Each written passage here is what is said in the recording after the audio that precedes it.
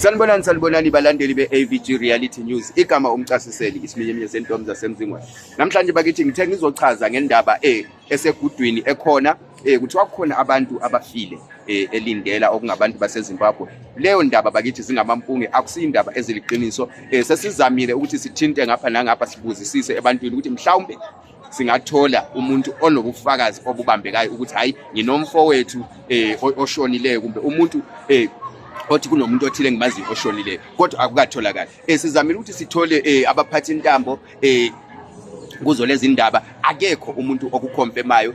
Sinabantu abanezihlobo eziphakathi elindela esesikhulume nabo akekho okufakazayo ukuthi kwenzakele okuyikuthi manje esingakusho ukuthi leyo ndaba ayisiqiniso okwamanje. Kuyadingeka ukuthi bakithi indaba ezinje singazisabalalisi ngoba ngokugcina kwesikhathi zigcina zi-affecta ezinye izinto ezibaliqiniso. Ungaqhubeka bakithi usubscribe ku-AVG Reality Channel ukuze ukwazi ukuthi uthole izindaba ezingamaqiniso ngaso sonke isikhathi. Enye indaba bakithi engizofuna ukuthi ngiyidlulise abantu ikakhulukazi aba-applyayo aba-applyela ama-waiver ngokuhamba kwesikhathi around 2023 bakhona asebethola izimpendulo ezithi your waiver has been collected, okuyikuchaza ukuthi i-waiver yakho isicollectiwe.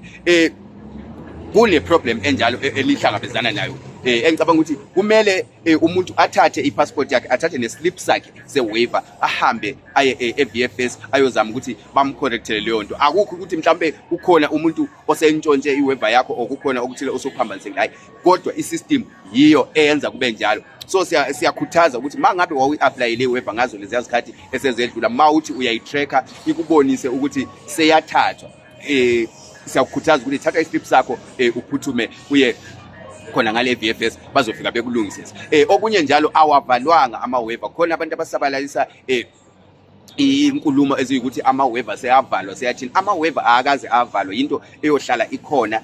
As long wena une-passport evalid uyakwazi ukuthi u-applyele i-waiver. Ngiyabonga kakhulu bakithi. Ngicela ukuthi manifuna ukulandela izindaba ezingamaqiniso, sondelani ku-AVG Reality Channel. Subscribe and like and share this video. Siyabonga kakhulu.